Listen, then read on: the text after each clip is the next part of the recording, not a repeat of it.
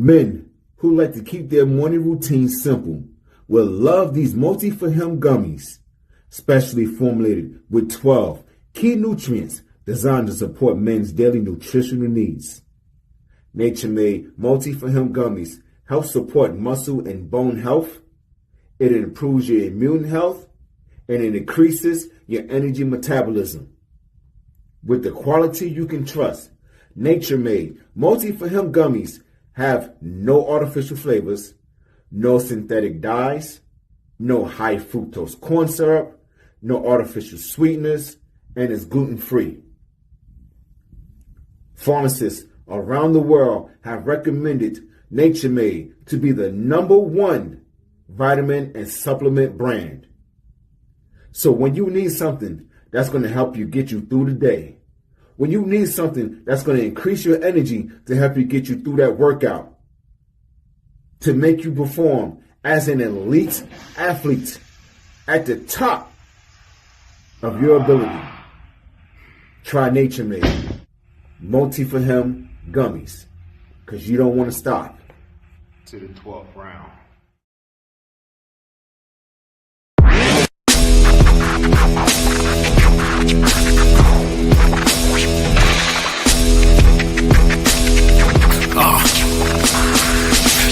Welcome to the Terror Dome. You should be heading home, cause you could bring all of your ninjas and the Technodrome. I rip right through your flesh and bone and mental capacity. Flood your mind with atrocities and copious tragedies.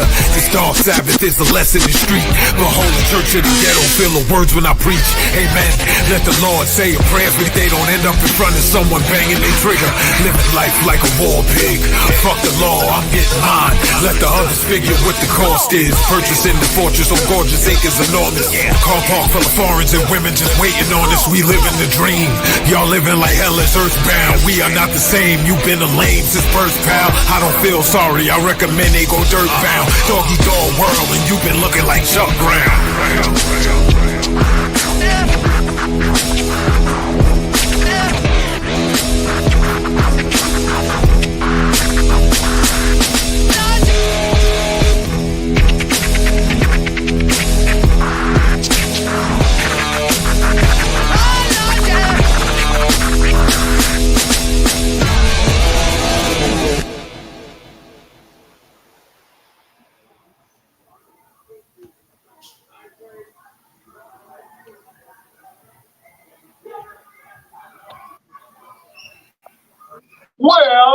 Well, beautiful people, best damn nation. It is Wednesday, and you know what time it is. It is the Best Damn Wrestling Podcast.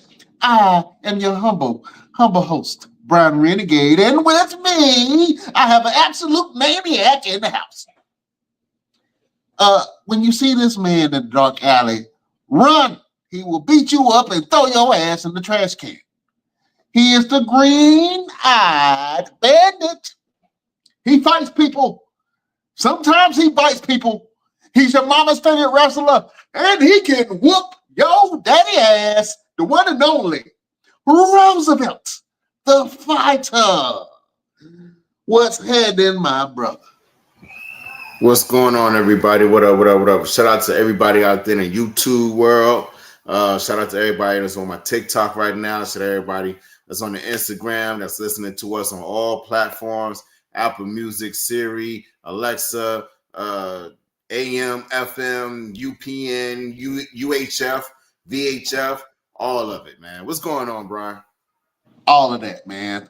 It's good to see you, brother, but I have to say that today I'm a little sad, bro. Feeling a little solemn, huh? Look, I feel a little soggy right now. Little you know what I'm saying? I feel a little soggy. Couple reasons why, but one main reason, man, is my childhood hero, probably one of the best individuals that you can actually know, even personally, man. I think that he has amassed a lot of fans over the years. People have fell in love with him. He's one of my personal favorite wrestlers. R-Truth, man, is now excommunicado from the WWE, and we don't understand, and the fans want to ride about it. And I want to write a letter to somebody. Who do I talk to? You know what I'm saying? Who got Triple H number? Because something, you know, they just suck the heart and soul out of the company, man. And you know, as a wrestler yourself, and a lot of locker rooms, and I've actually physically seen this, you've gone in and be a locker room leader of sorts, or somebody that people can confide in. You know what I'm saying? As a veteran in the locker room, man, what does it mean when a veteran leaves a locker room like that of R-Truth when he didn't renew his contract for the WWE? It leaves a large level of uncertainty because now everyone's looking around like, all right, who's next? Who's going to be able to take the reins and lead us to where we need to be? You know what I'm saying? Who's going to be able to fill that void, walk in those shoes? And let's be honest, R-Truth has created a path where anyone that follows behind him is going to really have to step up their game like 1,000% because of who he was and what he was able to do. He was a guy that did not need to be on TV every week. He didn't need to be in a wrestling ring every week. But when he was there, his presence was felt. Like you could not go and watch an entire show and not say that you did not remember an R-Truth moment. Whether it was a match, a segment, him walking by backstage and not even saying nothing. Just it was always something where R-Truth said, made you remember anything he did. And that's something that I myself wanted to kind of follow a path on, like almost like a template of how I did things when I had my moments with WWE. It's like, all right, how do I create a moment for myself where people are going to be like, you know what? I remember when he did that. I remember that guy. You know what I'm saying? So it's a small things. Like when I did the Lashley sisters, I purposely played with my bra. And it was like when I got backstage, yes, you know, there you go. When I got backstage, yeah, see? And it's a moment that is there. It's always going to be there. You're never going to forget that. And even when I got backstage, it was guys that was asking me, like, yo, did you really play with your bra on stage? Like, yeah. Is that out of everything that happened in that entire segment? Is that the only thing you remember?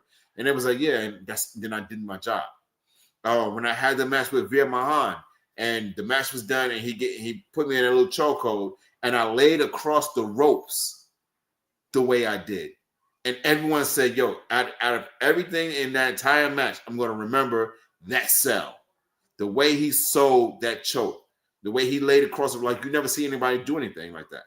And something it's always about R-Truth. And R-Truth is Ron Killings to 100 to a T. Like whoever he is on TV is who he is in person. We've had him on the show. We did an interview with him. You know, we didn't have him like physically on here, but we did an interview, you know, off stage, off platform, and he's the same guy, man. So a lot of the top, you know, WWE has expressed their dismay about R-Truth not coming back or continuing with his contract. And you know what? I'm excited for this man because I want to see what he's going to do next. You know, he's still putting out music. He's always doing that. I do remember having him on the show, doing the interview with him, and he did say something about doing some movies at some point. So I don't know. Maybe the Best Damn Wrestling Podcast can do a movie and feature R-Truth in the movie. Because you know, we do things. You know what I'm saying? Yeah, absolutely, man. You know what? I would love to see if R-Truth is available for music bookings, man, because I absolutely love R-Truth's music. And this is just not because I'm a wrestling fan. First of all, I'm a music fan first. You know what I'm saying? So I understand music. I understand, you know, melodies. I understand, you know, when somebody puts their heart and soul into a record. And I think that R-Truth definitely does that. I mean, he raps about things that are relevant in his life and that's not far reaching for someone of his age. You know what I'm saying? He ain't talking about spinning the block on somebody. You know what I'm saying? He ain't talking about the Glock with the switch on it. He ain't talking about all that. You know what I'm saying? He talking about real stuff. And I think that, since my hip hop palette has grown and I do not like the fast food stuff, R-Truth definitely is giving you Thanksgiving vibes with his music, man. And he spans across different genres of music, from the Southern soul kind of line dancing to, more thought-provoking tracks. And so, if you have an opportunity, go check out Ron Killing's music, or at Ron Killing's Run on Instagram, man, and see what he got, man, because he definitely got some hot tracks. And I've definitely used a couple of his songs for a couple of things. But yeah, man, R-Truth is definitely a legend. And I think that WWE definitely fumbled the ball with letting R-Truth go. You know what? Let's revisit the past a little bit. I got a couple of clips, man, from the interview that we did with R-Truth, you and G Money. So let's take a look at some of these clips from R-Truth, man, and just see what the truth got going on. It just gives me that energy, man, to keep doing what I'm doing. It gives me that confirmation that what I've done and what I'm doing is right. I'm doing what I'm supposed to be doing. It fuels my fire, bro. That's all it does to me. Bro, I remember, like, you starting out, it's one thing that you're as entertaining as you are, but at the time you were one of the absolute most athletic people we've ever seen. When you hit moves and you're spinning, like how? Like, I mean, like, what type of training did you have in the beginning, like before you started wrestling? Because you do a lot of things that people still can't do half your age. Yeah, that's a blessing of God. I believe it. I just think it. I do it. Coach your instinct. Yeah. That's what it is. Coach your instinct. Coach your instinct. That's it. I like that. Right. We'll hear about making stuff your own. Instinct, like this, doing it without instinct. I know you were talking about draws earlier. I didn't know. You was talking about draws. Y'all was talking about draws. You was talking about y'all talking about not wearing draws, and y'all talking about like not washing with wash rags run the and tape stuff back. like that. Let me ask you this, and I told you I want to do this. Do y'all use baby wipes? I got some in the car. I got dude wipes in the car. Absolutely. You do use them? Okay. Do you use them at home, right? Mm-hmm. Do you use them when you're away from home? Absolutely. That's the main reason why I got to. Yeah. You have to. Look, real quick, we know you should be coming off an injury real soon. Yeah. I thought that was such a funny conversation, man. He was asking some very thought-provoking but simple hygiene questions. You know what I'm saying? Like, do you guys use wet wipes? And he was asking because both of you and G Money are wrestlers, and so he knows what it's like to be on the road and driving for long distances, and you want to be fresh down there. You know what I'm saying? So, dude wipes is the way to go. But he gave a very great interview, man, and there was a lot of things that he said about his music career that he really wanted to take off. You know what I'm saying? I really believe that he believes in his music. And I think that he will be great wherever he goes, man. So shout out to R-Truth, man. Absolutely. I definitely want to reach out to his music manager, Jay Trax. I did talk to him one time before about coming on the show.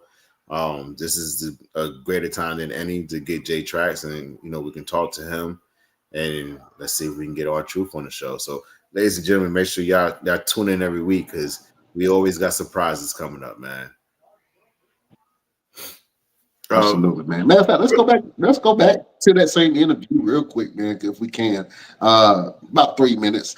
This was a great clip, and I think it explained a couple of things. So let's revisit that interview that you had with R-Truth. It was a small EP we did. We got a bunch of good songs, man, but Legacy, what went into it, it's pretty much it says a lot. It's one of my more. I feel that song more than the one we did. Man, the video was like, oh my God, it took us a whole almost a day and a half to shoot the video. Really, bro? There was a lot going on. I'll tell you something funny about it. Yeah, and it was like I didn't even know how much trying to get the video played in certain spots. And like, oh, it's so violent or something. What? Yeah. They said it was violent. But There ain't no way. You ain't seen not one gun in there, though. You know what I'm No, saying? that's what I'm saying. But Like, it was, I get it. It's a lot of fighting. You know what I'm saying? They just fighting and slapping people. But it was just done, man, with me and Jay Trax, my producer, was just us. And that was one of our biggest projects we did. Like, I went all out for Legacy, man. We rented the castle.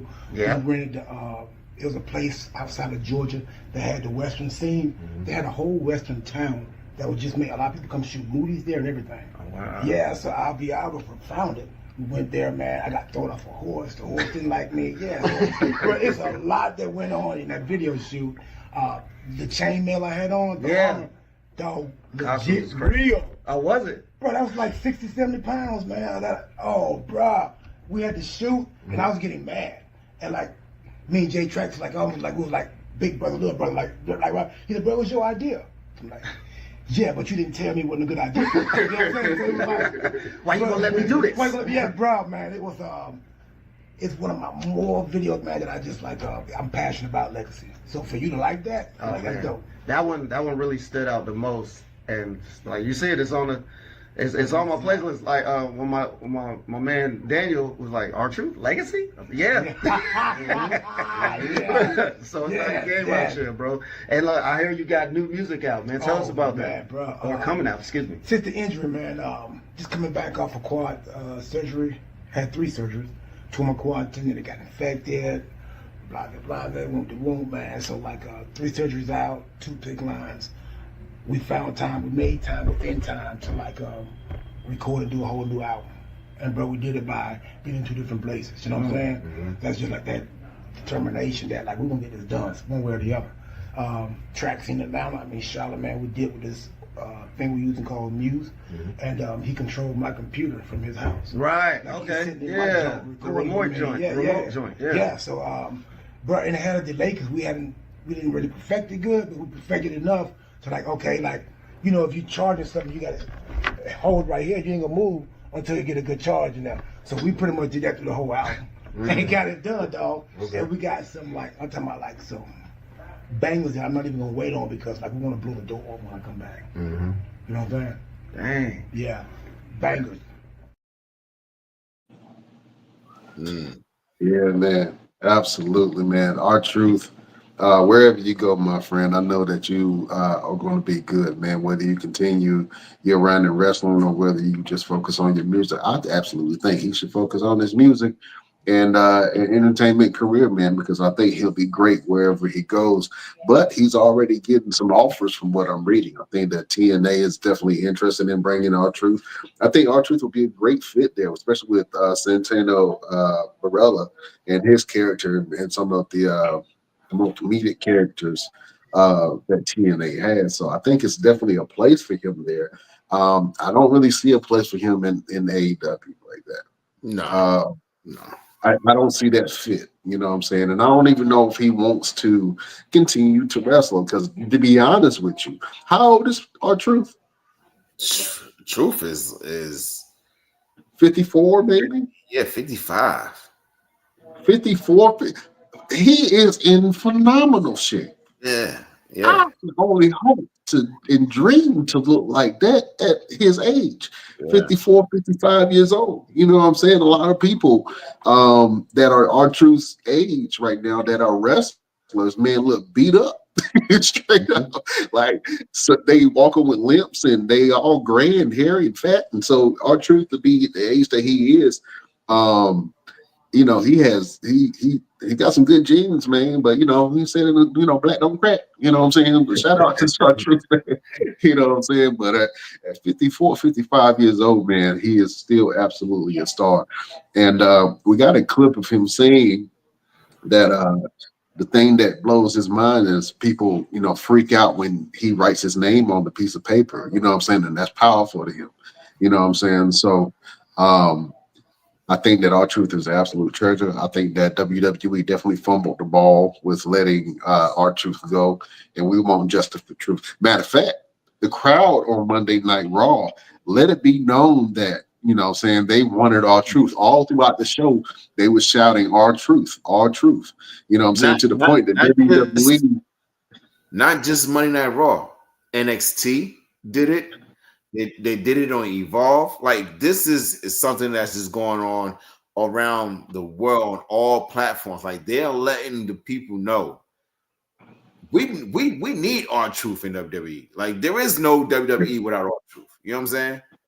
Yeah, absolutely, man. I think that this is one that hurts, and to be honest with you, I don't know why we're so shocked and surprised. I think because it all of a sudden happened, but they have already been talking about our truth not renewing his contract back in earlier this year. You know what I'm saying? To the point where I think I read something where John Cena decided that he wanted to step in and at least try to show a little bit of value that Truth has, and had that match with R-Truth. Now to go out on top like he did, I mean, he had a match with the all-time great John Cena. You know what I'm saying? And I don't think it gets no better than that. On your almost last match, I guess his last match was with JD Mateo. What's his name? JC Mateo. I'm sorry. I'm trying to get call him Jeff Cobb. Jeff Cobb. My name is Jeff Cobb. I'm gonna call him Jeff Cobb. Yeah, call him Jeff Cobb. Yeah. His last match was with Jeff Cobb. That's no slight either. Jeff Cobb is a great talent. But you know, I think the shocking now of R-Truth leaving, man, and then you can see, hey man, they going after all the old heads. You know what I'm saying? Not all of them, but most of them. You know what I'm saying? And I can see in the future some more releases, and I'm pretty sure in the females division that Natty might be on that list too. Mm-hmm. Now she been swimming. She be keep on swimming. I don't know. She find a way, boy. You know, I guess her husband being a producer, you know, that helps a little bit. You know what I'm saying? But and I don't want to see Natalya go. I really want to see her have a dominant reign. But they, you know, them releasing R-Truth just lets me know the state of WWE and where we are right now as far as talent and how talent is viewed. And I think that they want to bring up some of this younger talent that's on the roster, and they need to make some room. So some people, because some of these people who have $1 million price caps and all that stuff, they had to get rid of some. They had to clear it out. You know what I'm saying? I hate to say it. You know what I'm saying? Braun Strowman was one of those people who I hated when I saw Braun get the X, and I'm like, what was that about?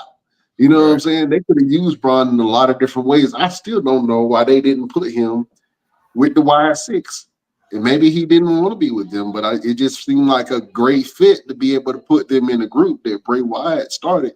And you want to have a tribute to that wrestler and his legacy of what the creativity that he brought to the game. Why wouldn't you put somebody who was actually in his faction as the leader of the faction? Yeah. I don't even think the entire Y6 came back. Because where's Eric Rowan? Eric Rowan is there. He's in the group. I didn't see him. This last dude with the red beard taking out everybody. They just showed up and took out everybody on SmackDown. Was it SmackDown? The past SmackDown. Yeah. So they showed up and they showed out, but at the end of the day, did they make a splash? I don't know. Yeah. You know what I'm saying? I think that they, like I said before, if they want to make the group pop, they got to add Alexa Bliss to it. I think that she absolutely should be the leader, but there was a place for Braun Strowman there, and I think that Braun Strowman should have been at least in the group before he was released, because I didn't think that made sense. We also had, talking about releases, Carlito. Now, Carlito was out of the blue, kind of. But at the same time, Carlito didn't make sense because he's in the hottest faction right now. Yeah. Which is Judgment Day. And to be honest with you, Judgment Day has been carrying Monday Night Raw for quite some time. You know what I'm saying? But for Carlito to be, he's not renewing his contract, but he got a grant. He was like, he in debt right now. He was like, they talking about, they gonna release me and that I owe them money? It was made as a joke. I think it was made as a joke. But before we move on, Let's bring in one of our esteemed partners in crime, and I'm sure he's going to have a lot to say about the our truth release. Ladies and gentlemen, he is the genie of the Best Damn Wrestling Podcast. Welcome back, LP. LP, What's going on, man? Can y'all hear me? yeah, we can hear you loud and clear, man. All right, let me see. My phone might be working right. Can y'all see There me? we go. Hey, Hey, and we get to see his face too. Oh, it's a show today, y'all. it's a show today, finally. What's going on, fellas? Oh man, boy, it's been a long time since I seen that shiny head, man. Long time. Oh man, listen. LP, we missed you. You know what I'm saying? First of all, before we get into this wrestling talk, you put on one epic event not too long ago, man. And we are very proud of you for what you've done and what you've accomplished. And you know, with pride, we can say congratulations on a great show, man. Can you please tell us about the fashion show of the century that you just put on? Oh man, thanks. It was the greatest fashion show, which was loosely based on the film The Greatest Showman. It was a circus-based show. We had people on hoops, we had dancers, we had skaters. It was an amazing event, man. So thank you guys for showing that love. I definitely appreciate it. But let's talk some shit though, because I'm ready to jump right in this. I already heard y'all already talking a little bit. All right, so let's go ahead and get into it, man. We was just talking about some of the WWE releases, man, and one of the most notable releases was R-Truth. Do you think that WWE fumbled the bag, as the young folks say, by releasing R-Truth from his contract? Yeah, I think that the WWE didn't realize how much people loved R-Truth. I think they knew people liked them, but they didn't know it was gonna be like this. But I think what WWE is doing right now is what a lot of jobs do.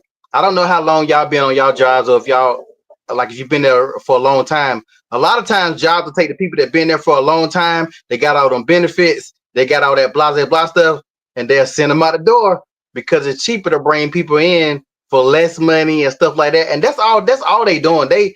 I'm not justifying it because it's crap, but that's all they doing right now. So that's why when I look at who's next, The Miz is on the chopping block next. He is clearly on the chopping block. He already done unfollowed and did a whole lot of stuff anyway. So I think he knows the Grim Reaper is behind his back.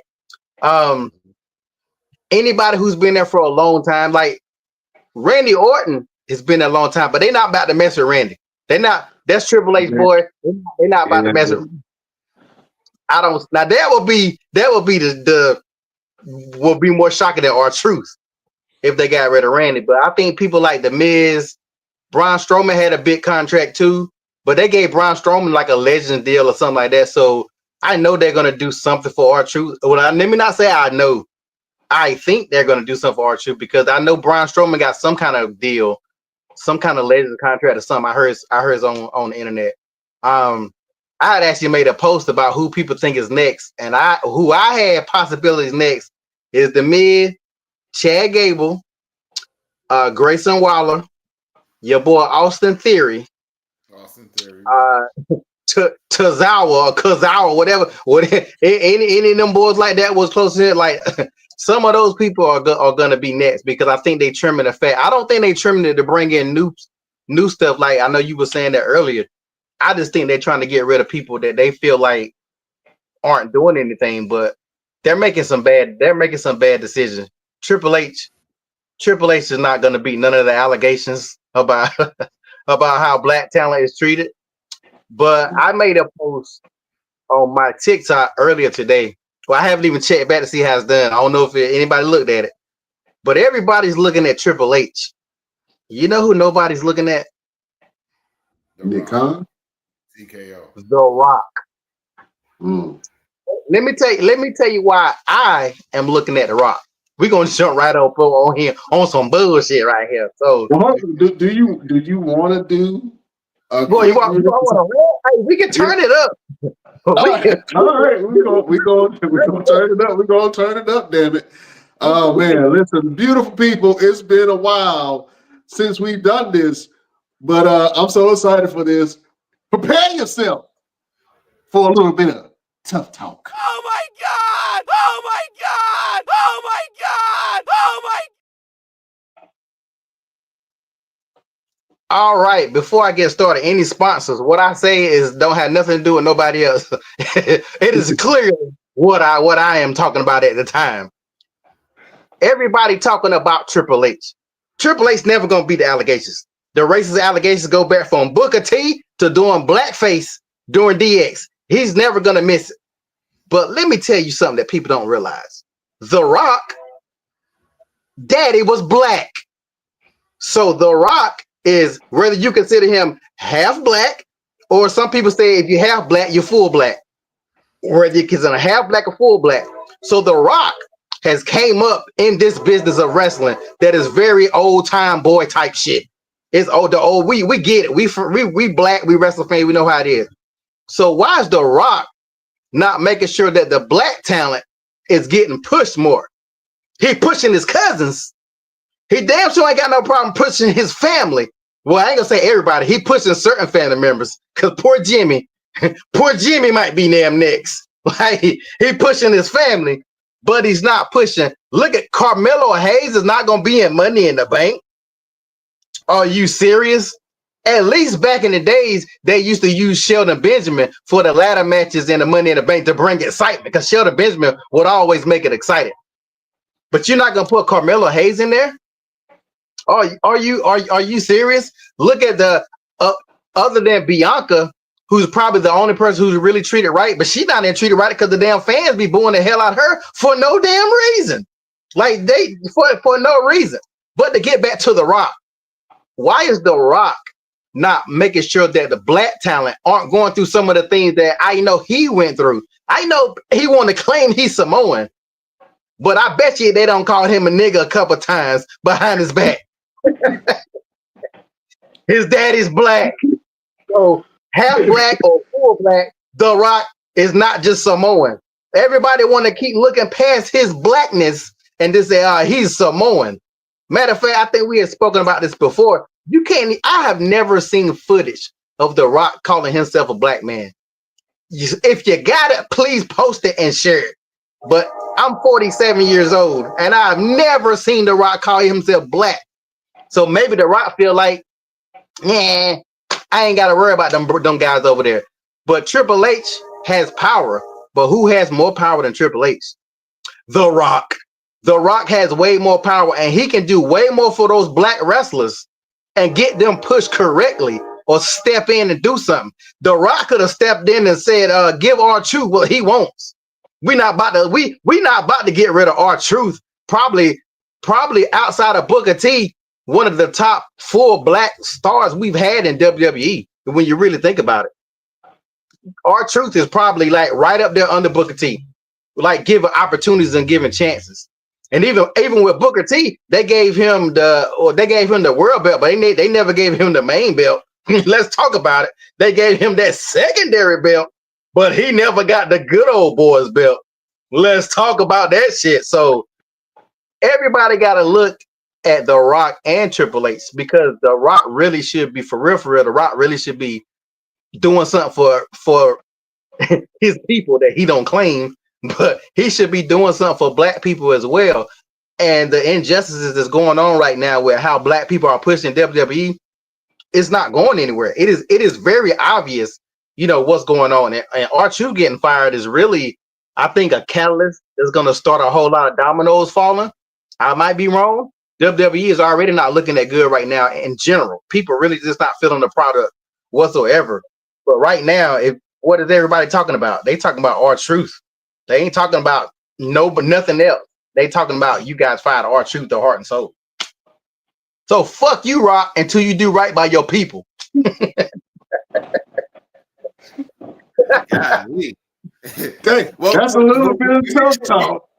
Yeah, Bro, we your mentioned boy, something. LP. He came out blazing, boy.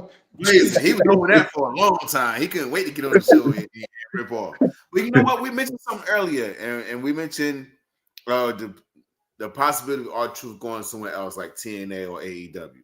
Now, here's the thing. If he goes to TNA, that's still WWE. You know what I'm saying? Yeah. And with Carlito, he just became what championship he just get with AAA? Like he just get like the main championship for AAA You said or Carlito? Carlito. Yeah, Carlito just won a title with AAA. When? He over the weekend, he won a championship with AAA over the weekend. Yes. So he ain't Carlito had a or 90, Bantingo? Carlito they didn't just have a won 90-day clause? They don't got a 90-day clause no more? AAA. They own AAA. WWE has AAA too. Oh. So you know what I'm saying? Because this weekend they have the Worlds Collide, AAA versus NXT. So they still under some kind of contract with WWE. It may not just be a full WWE contract where they get all the the glitz and the glamour and the perks, whatever, but they still have some kind of Gonzo on TikTok say he won the WWC championship. So it's the one that I believe his father owns down in Puerto Rico. But he was able to go and win a championship outside the company. And walk around with that title now around his waist. So could that be something where he knew he was getting ready to go home from WWE and say, you know what, let me go on out here and give me a championship and get on some shows and stack up some money. But at the end of the day, these guys are still going to have some kind of job, some kind of way. Yeah, they're going to hit the indie circuit doing autographs and stuff like that, but they're still not going to make that WWE money. Well, let's talk about that because it feels almost like the days of old in the early 2000s, man, where WWE was owning and running everything. Now, mind you, there has been a slew of wrestling promotions through Roosevelt, man, and just me all of a sudden paying attention. There have been a lot of independent wrestling companies that have popped up and grew within the last 10 years. And they are everywhere. And a lot of promotions are not afraid to say, hey, we are a wrestling promotion too. We have these talent and now talent from AEW, TNA, wherever, they're being shown on these local shows, which I have an appreciation for because they still get their money some way. But the WWE, not only is it not only is it the largest wrestling company, but they also own AAA. They have ownership partnership. It feels like ownership partnership, but I'm not sure what the contract is. But they have partnerships with TNA, and then other wrestling promotions. They have WWEID, so they're digging and reaching out to the indie circuit. That they're bringing in AEW talent. It almost feels like they are a money-hungry powerhouse, and the bottom line is the budget.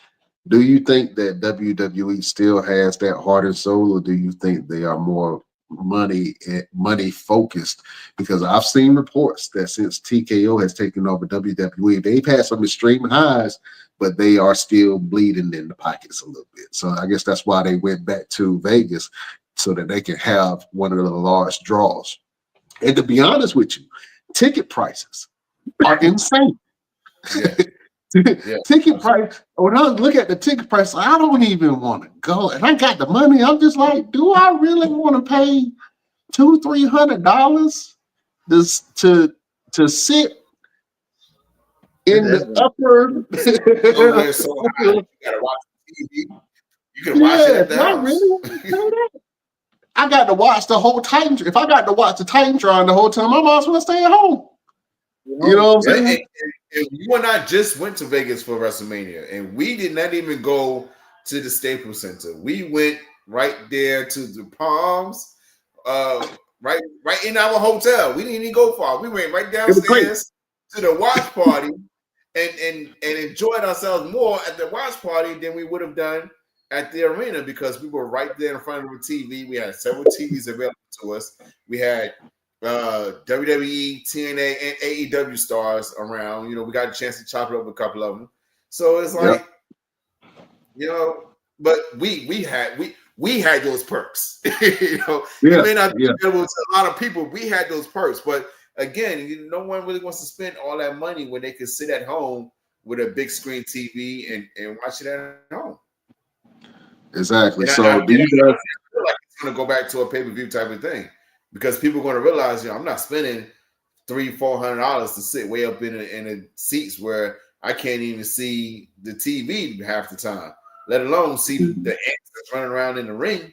So then TKO is going to catch on and like, you know what, we need to take this back to a pay-per-view where you have to pay. Like, great, we got a deal with Peacock, but you have to pay us for these shows. The average ticket for WWE is over $100. Now think about every concert that you've ever been to. You know what I'm saying? I don't know nobody that I would pay over $100 to go see. And maybe it's just me, you know, and I'm a music fan, but I'm not paying $800 to $1,500 to go see Beyonce. I seen Beyonce live. She has a great performance. I seen her in Raleigh. She was outside. She was controlling the weather. It was crazy. It was some witchcraft shit. But anyway, people will pay it, and people are paying to go to these shows. That's why when you see all of these WWE shows, it's like we have a packed out, sold out crowd. We've broken records in this building. We've broken records. Yeah, you're breaking records because your tickets are $150 to $200 for the nosebleeds. The nosebleed. If you want to get anywhere camera side, you're gonna pay upwards of about $400 to about $1,500. If you want to sit in the front, forget about it. That's about about 4,000. It's about 4,000 to sit in those real good seats. But I think the problem is we say it's outrageous, and it is, but it ain't no empty seats. As long as people paying it, they gonna keep doing it. That's why, like, as fans, we got more power than people realize. But if we not doing anything about it, like I see people complain about stuff all day long. But if you like me personally, I haven't watched a full show since the first episode of Netflix. And when they lost me then, I just watched clips and I watched highlights. But that's how you heard them, because I've also seen that, you know, when they said they were going to Netflix, it was going to be more edgier and then we were going to get an Attitude Era back. They ain't been doing nothing on Netflix. Like, they have really not been utilizing it at all. And the ratings for on Netflix, they thought it was going to skyrocket. It hasn't. And I take that back to that very first show. I told you that very first show on Netflix, they should have had a great show to make people be like, damn, I ain't watched wrestling in years. I'm about to start back watching. What did they do? They brought out Hulk Hogan. they brought out Hulk Hogan. And what was everybody talking about the next day? The Hulk Hogan are getting booed. Want nobody talking about it. So right there, they messed up right there. So now all this stuff they're doing now, it's only getting worse. And you know, everybody's blaming TKO, but TKO is a big part of it. But TKO is a corporation and business. So they don't care about the people themselves. Like, they don't look at that ring. Look at all them logos and stuff in the ring. I ain't gonna lie, I don't know about y'all, but I hate that. I hate looking at all the logos all over the ring and stuff, man. It just looks it's so distracting. I guess because we probably used to never having to see that before. And now, like I said, this is something else y'all added to it. But if people stop watching and stop showing up, that's the only way it's going to change. But as long as people paying them, putting their house on mortgage, like I've seen people talking about they took a mortgage on their house. There ain't a wrestler alive that I like that damn much. I'm gonna tell you that right now. But you got diehard people that do stuff like that. So they don't care how you do it, as long as you in them seats. I'll tell you what, when the next match I have on WWE, I better see a whole slew of people putting a new mortgage in their house to come watch me wrestle. I don't give a damn if it's a 5-minute match or a 20-minute match. I want to hear people say, man, I went and put a lien on my car so I go see Roosevelt in the middle of a WWE ring. Damn it. See, you represent the problem, sir. That right there. You Look, represent the problem. I'm trying to better my problems. I think at the end of the day, you can't please everybody. And I think that with TKO at the helm, they don't care about nothing other than, hey man, are you turning a profit? Where's the money? Can we grow this thing? That's why WWE is having all these shows overseas, because they are willing to pay the money. And honestly, the crowds are better. You know what I'm saying? Overseas. You know what I'm saying? But I think that goes to my question. Do you think that the company is more focused on money and profits than what the fans think and care about? Or do you think that they ride in that line? I'm gonna ask that question to LP. Oh yeah, right now it's all about the money. That's all they care about. They don't care about people. Just like most corporations, they don't care about people. They care about the money. But just like most corporations, you don't realize that the people is what when the people are happy, then they're going to spend money. When the people aren't happy, eventually they're not going to spend money. Just like y'all pay-per-views not up, but y'all viewership not up. And even if you pay attention, like I think somebody said this recently on a thing where even when Triple H is doing an interview or people doing an interview, all they do is talk about money. Oh, they talk about the gates and they talk about the blah blah blah. Don't nobody care about that. People want to see a good show. So if they're not, if I'm going to mortgage I'm gonna put a lien on my car to see Roosevelt in the ring. I don't want to see Roosevelt get killed in 2 seconds. I want to see a damn match. So if I'm going to invest in that, like these people are investing, then give me something. Like there are no storylines going on right now either. Like I know people don't want no drama, but like nobody wants to watch this random people wrestle without some kind of storyline. Like Seth Rollins in this group. What is the why? Like Paul Heyman don't make no sense being with Seth. Why? It don't make no, like this stuff they're doing don't make no sense. So it's all about the money, but they're gonna start losing money and more wrestlers are gonna start losing their jobs. Yeah, I can definitely see that. Roosevelt, do you think that the trajectory that the WWE is on is the right path for them, or do you think that they should really focus more on the drawing aspects of the wrestling business, meaning the storylines, breaking up some of this new talent, or do you think they should really focus on growing the business and the revenue, like these wrestling shows? I think if they push the storylines and work with the talent, that's going to help them grow more revenue. That's going to help them grow their business. Just saying, you know what, we're going to get rid of this one, get rid of that one. And then, like, as you see, the backlash with R Truth is we're not going to renew his contract because he's asking for X amount of money. Give it to him. You know, look at his T-shirt sale with the whole Ron Cena. Yeah, absolutely bananas. Look how much money he made you in one night. You know what I'm saying? Like that's not even of a span of several months. One night, that shirt was debuted in one night and sold out in one freaking night on the website. Why would you get rid of somebody that just made you that much money? You know what I'm saying? And he had a killer. He had a killer cameo with the Bloodline. Actually, now that I'm thinking about it, he has been actively involved in most of the major staples on WWE within the last, I would say, 5 years. Mm-hmm. You know what I'm saying? Everyone from the Judgment Day to the Bloodline, even Damage Control, he had a little, something going on with them.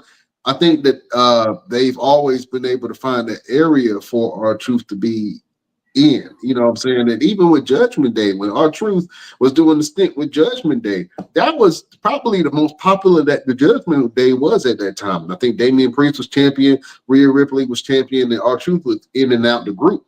And then I think they tried to fill R-Truth's place with Carlito, and it didn't work. He's not funny. I don't most of the time I don't even hear what he says. You know what I'm saying? And then when he does say something, is either inappropriate, borderline about to get him in trouble, or it adds nothing to the story. You know what I'm saying? So I think that, letting R-Truth go is, it's unfortunate for WWE, but like I say, maybe Truth wants to take this next journey into his new life, man. And I think that a lot of wrestlers that are kind of feeling like, the axe is on their back, man. I think they're trying to make preparations too. You know what I'm saying? Because nobody is safe. Yeah. And another thing too is like when you look at the writing aspect, you know how you always hear the talent say or writers say that they ain't had nothing for me. R-Truth was somebody that you never had to have anything for him. You could just put him anywhere and let him do anything. You didn't necessarily have to say, okay, we need to write this for R-Truth and put him there and put. He can literally walk backstage and walk up to Kathy Kelly and have a whole conversation with her, and it'd be entertaining. And it'd be more entertaining than watching a full match inside the ring. So you never really had to write anything for him. And then I watched the video, and it was something where he was doing something, and everything was just right on the cuff. Like they didn't even know what he was going to say or anything. He was just like, boom, he just spit stuff out, and it made it entertaining. It was like, did y'all write that? No, that was just him. We don't have to. They didn't have to write anything for him. You don't have to put him anywhere. And then doing the whole Cena match with him, if y'all knew he was going to go out the door, y'all should let him beat Cena. I think that he gave a no, absolutely not. But I think that he gave a great promo the night before he faced Cena. And he told Cena, "I'm gonna beat the hustle, loyalty, and respect back into your ass." You know what I'm saying? And when he said that, I was like, okay, a little shades of K Quick. You know what I'm saying? The old R-Truth, the angry R-Truth before Little Jimmy. You know what I'm saying? And he came out and listen, if somebody comes out and plays your character in the ring with you in the ring and gets this a loud pop and reception just like it would have been you, that is genius. You know what I'm saying? Like, do you know how hard that is to come into the ring dressed as somebody else and actually pull it off, doing his moves and everything? And it's not the first time he's done it. Remember back when he did Ron Ziggler? Yep. He did Ron Ziggler. He did Dolph Ziggler better than Dolph Ziggler. And people was like, "Yo, I can't believe that he pulled it off so easily." R-Truth was that guy, and so we can't wait to see what's gonna happen with him. They say they say WWE they stop wrestlers from, like Rhea Ripley. She had a R-Truth shirt on, and she had it. You could see it on her before when she did something online or something. But when they was on TV or whatever, they made her take it off. Like they were trying to, the crowd was already the crowd went in there knowing what they was gonna do. But some of the wrestlers wanted to do stuff too to pay homage to it, and WWE was like, nah, y'all can't do that. And I think what WWE need to realize, TKL, whoever is, with the internet, you hear about everything now. So when things like that, like not allowing the wrestler to wear his shirt, could be okay before when nobody knew. When you got all these wrestling channels and people talking about it, from Stevie Richards podcast to, there's 1,000 wrestling podcasts talking about stuff. So when you got people like that talking about it, that just really made people looking at WWE like, damn, I knew y'all was shitty, but I ain't know y'all was that shitty. You know what I'm saying? Like, and that's why I think are really gonna have I think this is gonna be the catalyst. I'm telling you, some things are really they're gonna start noticing some stuff. Even if they brought them back, I don't think it's gonna hit the same, because when Selena Vega got fired and they had that big whole thing about how she got fired and she came back, it was a hype for like 2 seconds, but then it wasn't the same. So I don't think them bringing him back is the answer to. I think they gotta eat. I think they gotta swallow it and pause. they gotta take what they took, and they just You know, they got to deal with it. And I think I don't know what he's gonna do, but I think if you go to any other wrestling promotion, I think it should be AEW. I don't want him to be connected to WWE at all. I think AEW, he can spark some interest over there. I want him to be somebody would say he should go over there and still think he in WWE. Like seeing wrestlers over there and calling them, seeing Cesaro and calling him Cesaro, or calling them like to still be that guy, because he don't need to go over there and turn into Ron Killings or go over there and be a whole new character. Nah, be the same character that people are crying out about. He go over there, calling John Moxley, asking him about the Shield, you know, just doing stuff like that. If Tony Khan don't see the opportunity in that, he's a damn fool. Because AEW really should be picking up on all this stuff right now. Because right now people not really feeling WWE, so this is a chance for them to jump back up and grab them reins, whether they do it or not. Who knows? We know what they should do, but people in the right position. Yeah. AEW was just here in Phoenix, Arizona. They had on a show here, and they did the Arena Brawl. What is it called? The Mayhem in the Arena, or something like that. It's a big, massive fight or whatever. But they had a lot of AEW stars here, and to the point where I was like, maybe I should go out and interview some people. And I was like, I'm good. I'm staying in my house. I ain't even want to really go out. But and that's no slight to AEW, because they are absolutely killing it in certain segments. You know what I'm saying? Now, are they competing with WWE? No. They were alternative. They still are an alternative. But I'm not sure if the positive press around AEW is getting them to the level of where they need to be, which is direct neck and neck competition with WWE. They won't never be that. Some things are just set. WWE, nobody sent. We had the WCW that was years ago. WWE is making sure nobody gets like that. Why you think they bought TNA? Why you think they control, they monopolizing everything? They eventually probably gonna try to get AEW for real. But nobody's never gonna get that. Nobody will ever see NBA.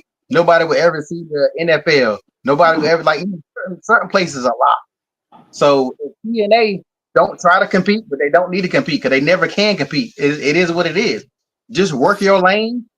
It's DC and Marvel. DC trying to catch up with Marvel. DC, do your thing. You're not gonna. Marvel had that whole lead. You're never gonna catch them. They fail trying to catch them. So don't ever try to catch them. Just if AEW keep doing what they doing, your fans are gonna watch it. Your fans might not watch it. Just like WWE. WWE is losing fans. That don't mean all the fans WWE losing is going to AEW. You still got to have a good product right there. So I think the monopolization that WWE is doing is why they're not as good, because they don't have nobody to compete against.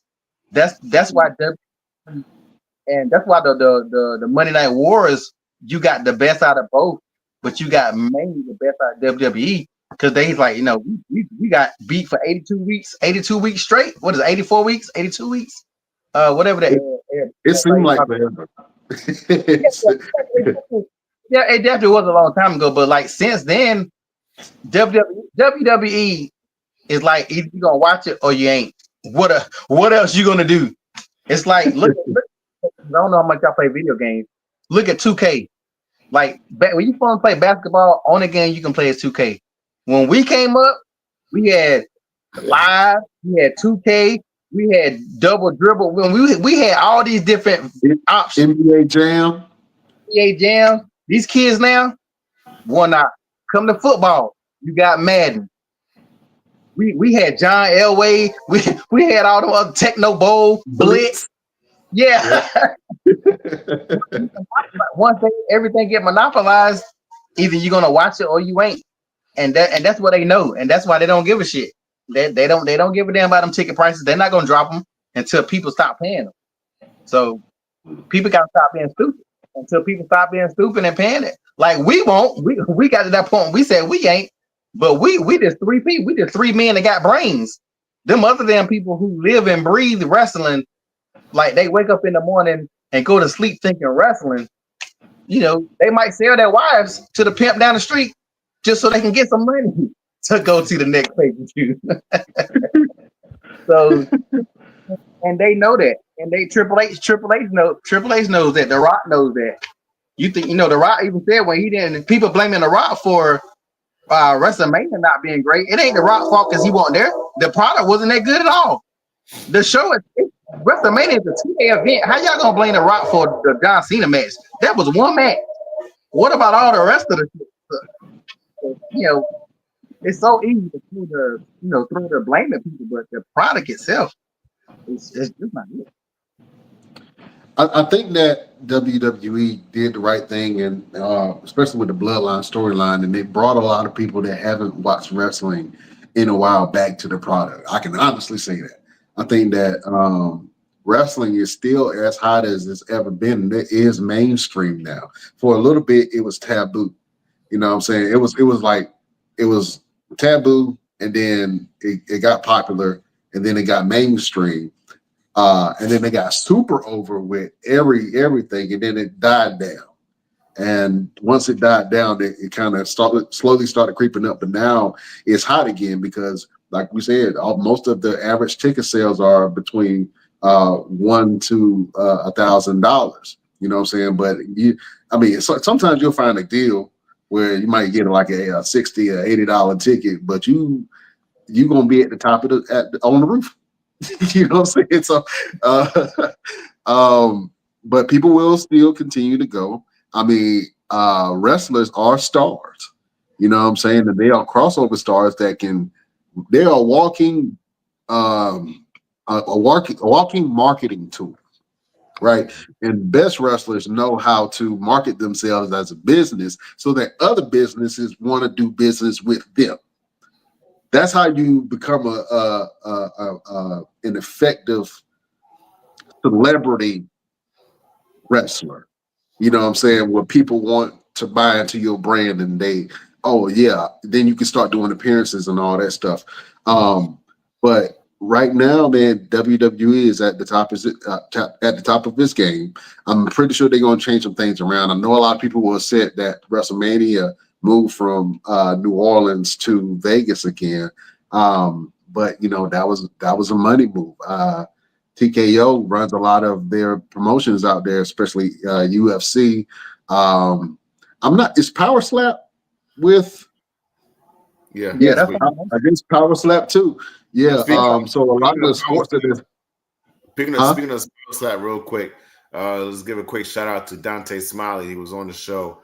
He got signed to Power Slap. So shout out to Dante Smiley on his contract with Power Slap. Absolutely. Shout out to Dante Smiley, man. I hope you slap the hell out of somebody. I'm waiting to see it. Waiting to see it, man. But yeah, man, as long as the profits are rolling in, and as long as they can remain at least above the red line, I think that, they're definitely going to push more products on people. Because at the end of the day, it's all about selling something. You know what I'm saying? We might not like the logos on the ring and stuff, but the reality is a lot of the local, not the local store, but the indie circuits, a lot of them are starting to do the same thing and putting companies' logos and sponsor logos on the ring and stuff. So it's becoming a main practice in the wrestling business right now. And I think that the WWE and AEW both open up lanes for a lot of people to be able to make money, even when they are no longer with the company. So we'll see how it plays out. But, it is what it is, man. Hey, y'all two didn't never y'all think y'all sleep. Y'all two didn't say nothing about my rant. Y'all didn't say nothing about how y'all felt about what I said about The Rock before we moved forward. Well, it would be ill-gotten for me to speak on the greatest of all time, the man who shares my birthday, May 2nd, Dwayne "The Rock" Johnson, one of the greatest superstars of all time. But I'm gonna be honest with you. I don't like the Final Boss Rock. I don't like this nigga. I love Dwayne "The Rock" Johnson, but Final Boss, I don't know. This is Hollywood Rock at its finest. You know what I'm saying? The crazy part is I know we haven't even this is how what do you call this? Desensitized we are to mainstream hip hop, rap, pop, integrated into wrestling. We not even mad that Travis Scott came down and Who got is involved into this match. That's who is That's y'all. That's y'all. I was cursing at my TV the whole entire time. Like, I was like, what the why are you here? And they talking about he trying to work on having a match. Man, Travis Scott is the size of Rome. He talking about he gonna get in the damn. They can have a light heavyweight championship. Travis Scott light his chest up. I hope they chop all skin off his chest. Man, I was so upset. We said the same thing about Bad Bunny. You know what I'm saying? It was like, who the hell is Bad Bunny gonna put up? Bad Bunny put on one hell of a performance, man. So Travis Scott might put on a performance. I'm not sure. You never know. Nobody, but you know the difference between that. People love Bad Bunny, so even if he looked bad, they would have cheered. The wrestling fans they don't care if none of the wrestling fans don't. Everybody is like, especially the first time he came out with The Rock, everybody was just like, why was he there? Like, it'd be different if they made it make sense. He had that little belt, he just stood there, and then he ended up hurting Cody by not doing his, but it still was, why were you there? So then this time you're gonna bring him out again and not have The Rock when everybody just knew The Rock about to show up. That's the only reason everybody got hyped. He come bringing his damn anorexic ass down the damn ring, and once he come to the ring, but he ran like a little bitch when it was time for him to get that receipt back from Cody. I don't know if anybody caught that, but when it was time for him to take that damn punch, he took off running like a little girl. I hope they whoop his ass. Yeah, I think sometimes you can bring in celebrities and it'll work, but sometimes people don't care about celebrities. Like I saw not one positive thing about Travis Scott either time he came. Maybe y'all might have saw a couple things, but I didn't see not one person. Even the rap community didn't give a shit. Like I told you before, that mixing stuff, it don't. Y'all were talking about, oh, Ice Spice is gonna be, what was Ice Spice? Not Ice Spice. Sexy Red was gonna be on NXT. Was it NXT? Was that what she was on? Like, yeah, she was on the NXT.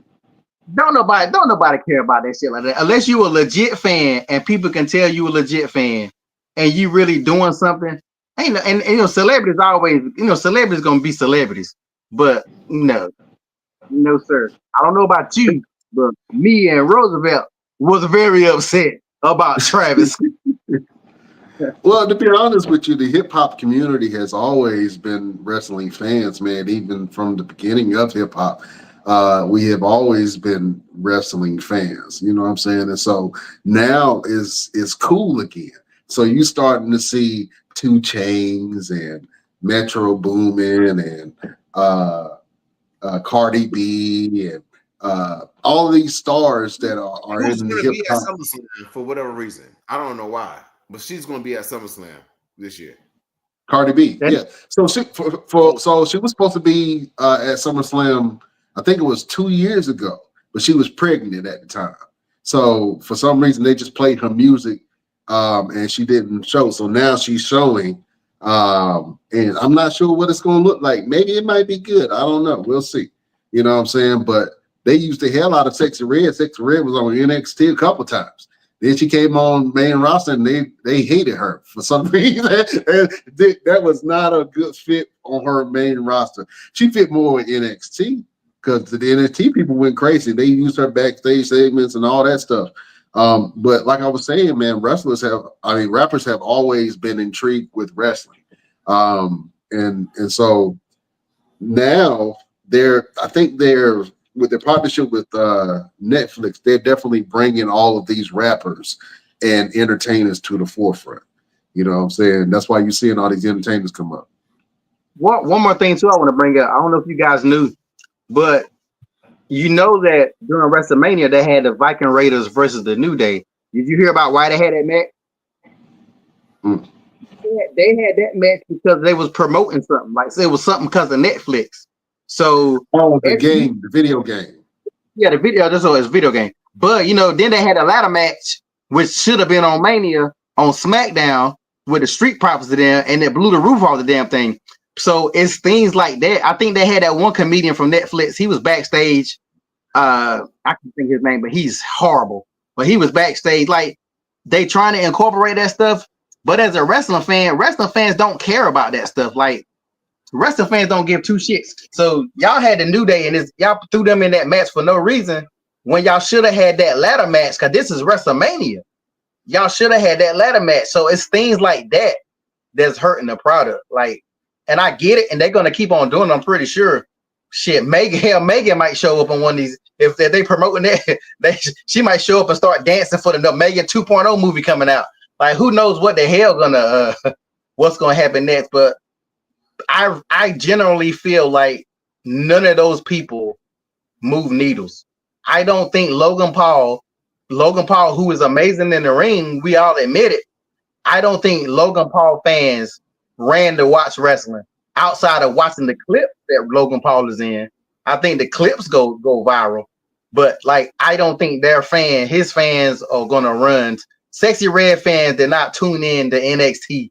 They watched the clips on YouTube. They did not say, "Oh, my sexy, we're gonna watch." Like it's not moving the needles that they think. All they need to do is focus on the stars, like they used to. Like when we grew up, we sound like old men, but when we grew up, we had a totally different product during the Attitude Era or whatever, because they never focused on none of that stuff. They just focused on good characters. Stone Cold started a whole revolution by himself. No, we didn't know who the hell Stone Cold was like that back then. I literally was flipping the channel and seen this white man busting into a house and seen Brian Pillman pull a gun on him. I'm like, who the hell is this dude? And that's what got me back into watching wrestling. Like Stone Cold by himself. I didn't need to see Denzel Washington show up backstage at a WWE show and be like, oh shit, Denzel is. I wish people start realizing that we don't give a damn about none of that shit. Like Drake can show up tomorrow and nobody really is gonna care outside of that little bit of hot second, you know what I'm saying, of a moment. And that's why it's, I don't know, man. I feel like the old man be like, man, what do you remember back when back in the day? Well, yeah, man. If you ask, is wrestling fun anymore? Because I think if you ask most people, is it fun? It's not. When's the last time y'all sat down and watched a full show of Raw or SmackDown? Not no highlights.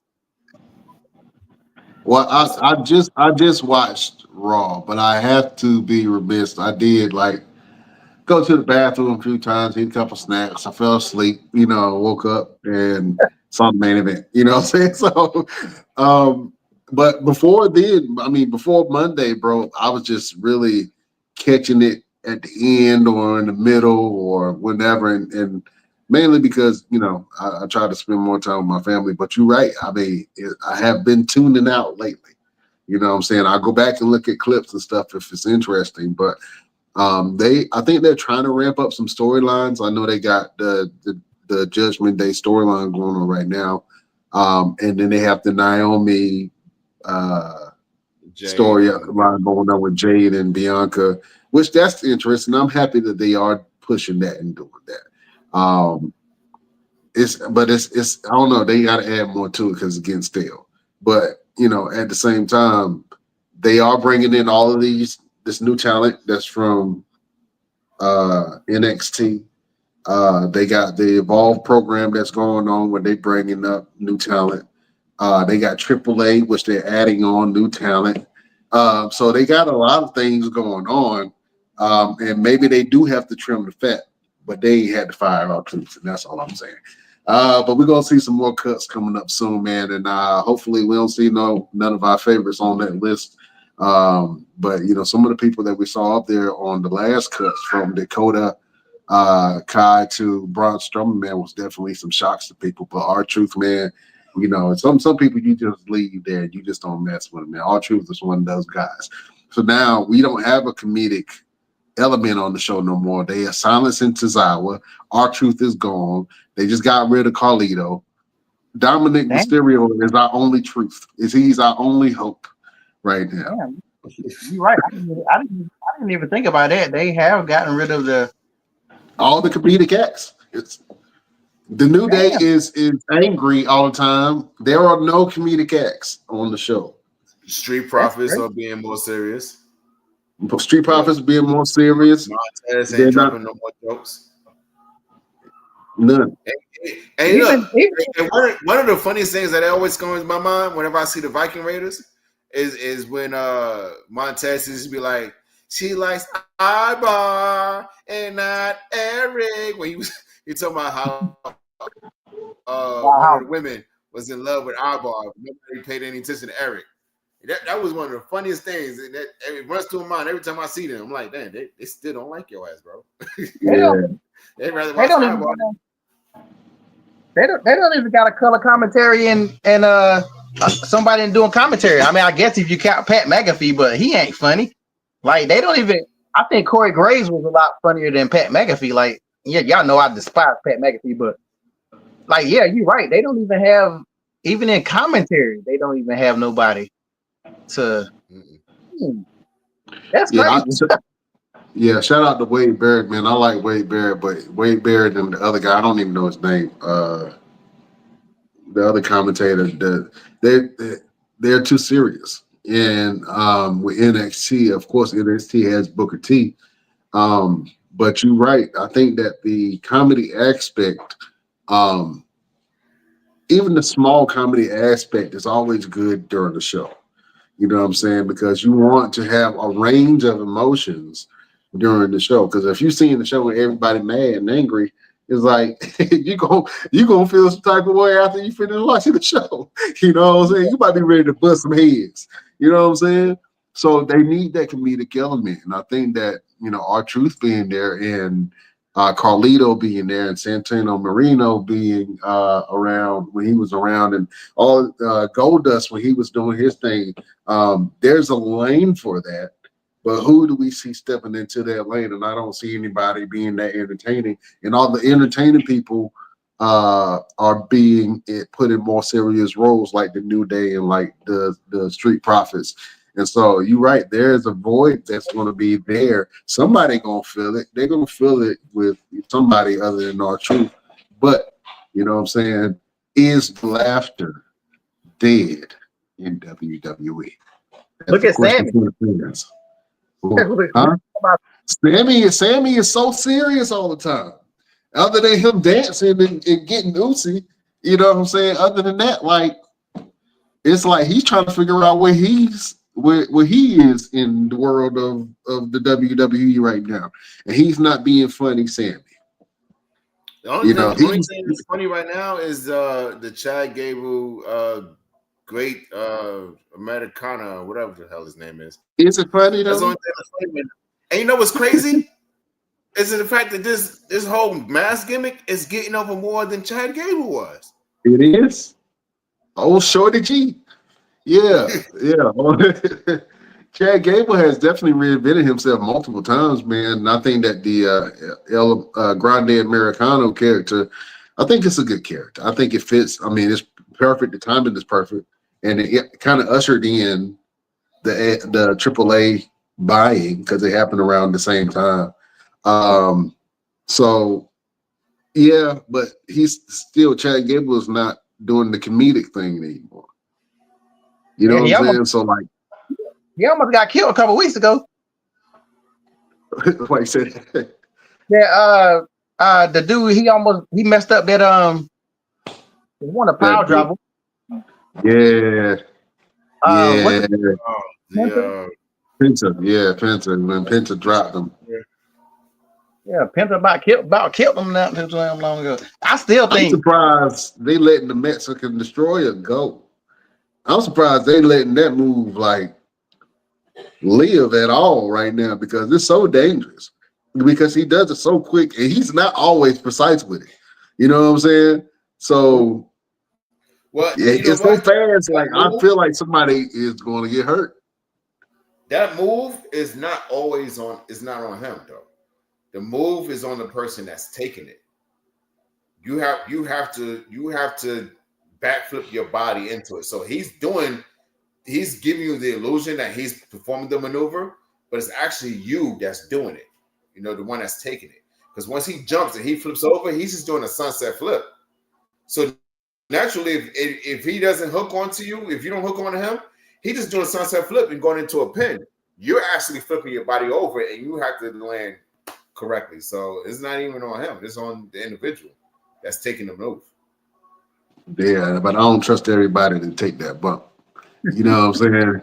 If somebody gonna end up, God forbid, I ain't even gonna put that in the air. But yeah, I'm surprised they letting that go. But anyway, fellas, real quick, let's talk about Money in the Bank before we go ahead and log off. I want to get your thoughts on some of these matches and see who you got swinging.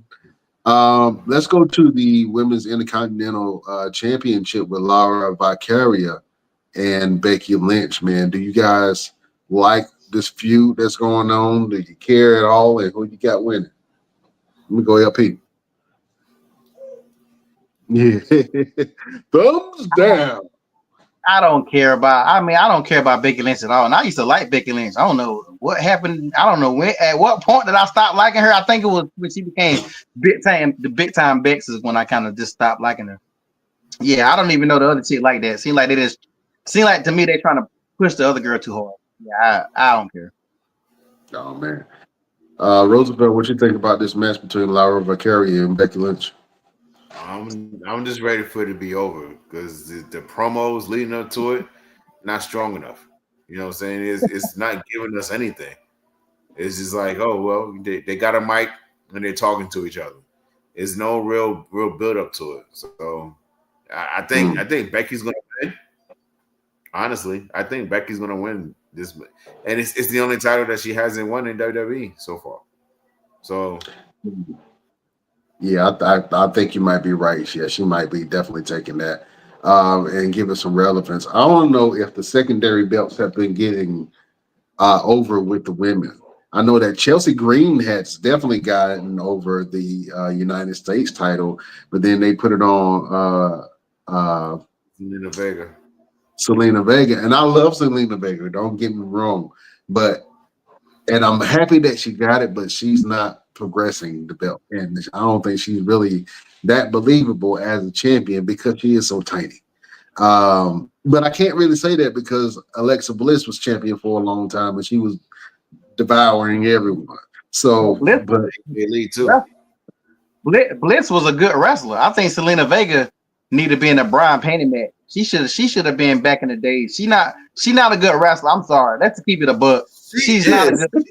She is. She just needs somebody in the ring that can move with her. And I think what's happening with her, why it looks like she's so stagnant right now, is because she's so stuck with this Chelsea Green storyline. Like it's other women.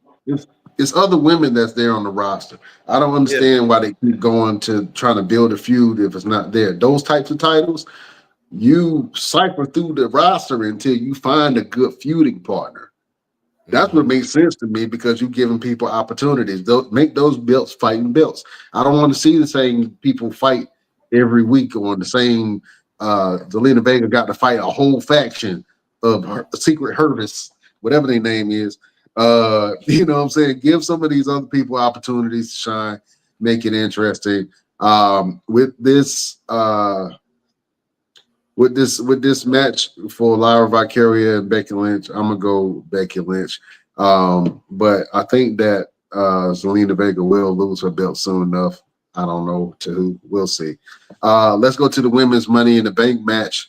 You got some big names: Alexa Bliss, Rhea Ripley, Roxanne Perez, Julia.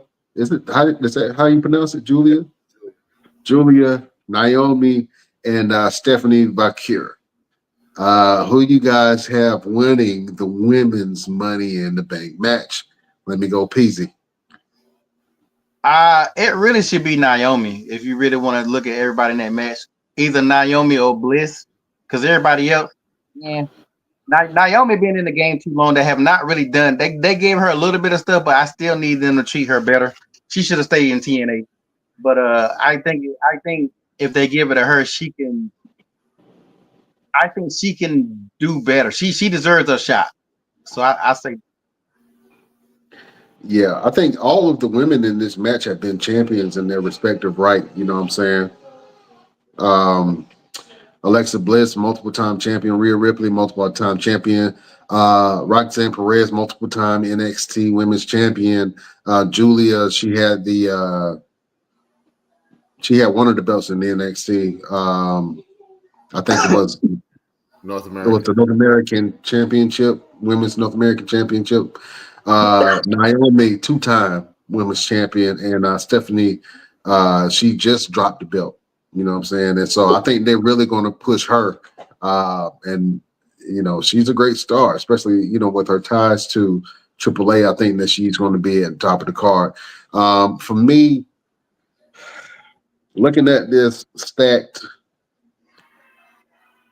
I don't know, man. I'm gonna have to go Stephanie, man. I think that they're gonna go with Stephanie. I think they're pushing her to the moon right now, and the fans are getting behind her. Obviously, I would love to see Naomi get it, or Rhea Ripley, put Rhea Black on top. Alexa Bliss would be great to have the belt. I think she'll be good, but she didn't really have any steam behind her right now to give her the belt. You know what I'm saying? So Roxanne Perez has been doing good, but she's kind of in limbo right now. So I say give it to Stephanie. She's brand new. You can do something. She's a star that you can build. And I think that she'll have some really great matches. Who you say you had, Roosevelt? I haven't said. Well, who you got? I gotta agree with you in terms of Stephanie Valkyrie. She has been, lighting it up and tearing it up. The first dual champion in NXT. She held the North American and the Women's Championship at the same time. No one else has done it. It needs to be Naomi, like LP say, but we know that's not going to happen because there's nobody there for Naomi to. Oh, here you go. To chase behind in terms of the championship now. Because she's locked in the storyline with Jade and Bianca. Now, Bianca had the championship, and I would say, yeah, definitely Naomi's about to get it.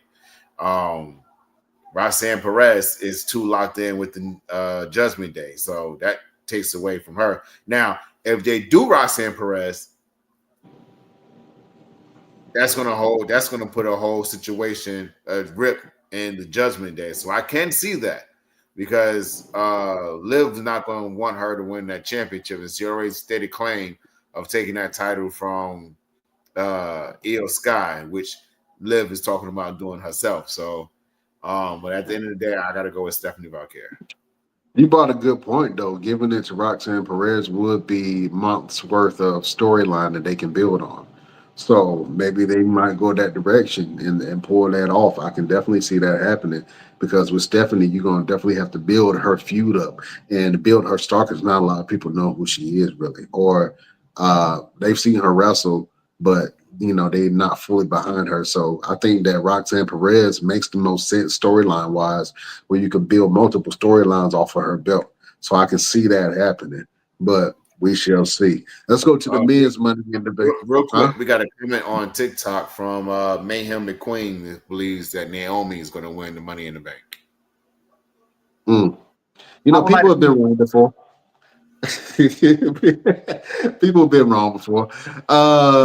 I don't think that they're gonna give it to Naomi. I don't think they're gonna pull that trigger on Naomi, even though Naomi is probably as hot as she's ever been. I disagree with you, LP. I think she absolutely should have. She made the right choice by staying in WWE because right now, who's the TNA Women's Champion? I mean, I don't want TNA. Exactly. Exactly. Wait. But I wasn't watching TNA when she was there neither. But I did see clips of how they were treating her. So they did make her a main star. When she first came back in WWE, what was she doing? She just now starting to get. She been back for almost a couple of years now. She just now starting to do something. So let's not act like they. And then this Jay thing going on too long. If you want to keep it a buck, like it's trying to wrap that shit up. They're trying to extend it, but to be honest with you, realistically, Naomi's return has been a great return. She's been on TV almost every week. She's been in a few right now, probably with Jade and Bianca. So that's one of the few storylines that WWE has going on right now that people are actually interested in. And her whole character change, the deeper dark Naomi, people are really digging. Now, I don't know about her theme music. You know what I'm saying? The theme music throws me off every time. I think she should have just kept her theme music and then, kept with the changing of the characters. But at the same time, it looks like her and Nia Jax have almost had a camaraderie of sorts where maybe they might be hitting at a female bloodline. I absolutely hope that they do something like that, especially if they bring in someone like the Tonga Twins or something like that. I think that they would be Tonga Twins with Nia Jax and Naomi. I think they will be a force to be reckoned with as far as the female bloodline. And you can absolutely run that story, but I'm not sure if they're going to pull the trigger on that because Tonga Twins still they still on the independent circuit right now. But we'll see. We shall see. All right, men's Money in the Bank. We got Solo Sikoa, LA Knight. Yeah.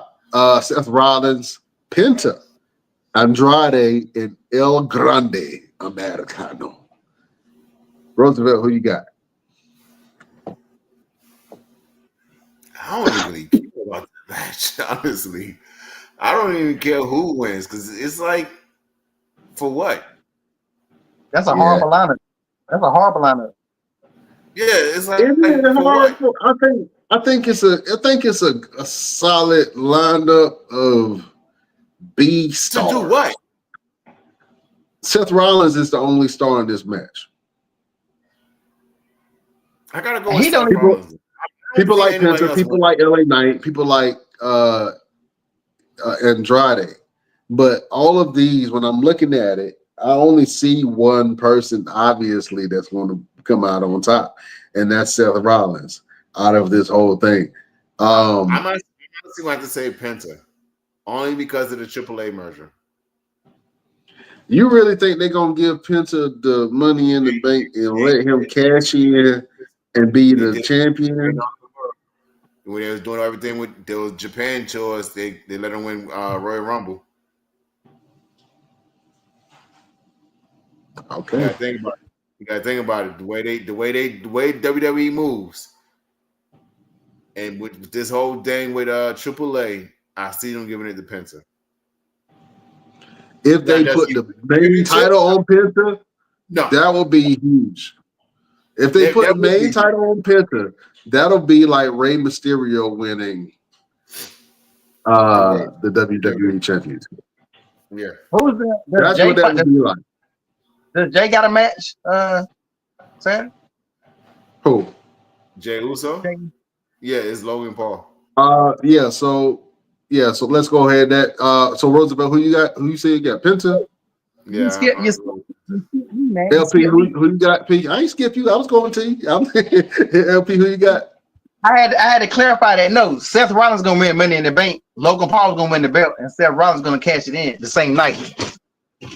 There hasn't been a same night cash in a while, if I'm not mistaken. The belt's not on. But the belt not on the line. But I wouldn't be mad at that if that did happen. The belt on the line? No, so it's a tag team match. Oh yeah. Who cares? Are you serious? I forgot all about this. Oh my God! Yeah, we ain't got no time for what I was about to say. I ain't even gonna about to get hot because how the hell Cody come back? How the hell Cody come back and demand a tag match? What? Give me a tag match. Come on, bro. It didn't come out of nowhere. And for some reason, they doing the Gunther versus Jey Uso match on Monday Night Raw here in Phoenix.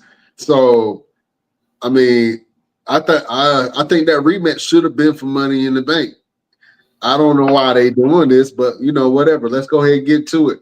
Cody Rhodes and Jey Uso versus John Cena and Logan Paul. LP, who you got? Who cares? I'm assuming it's going.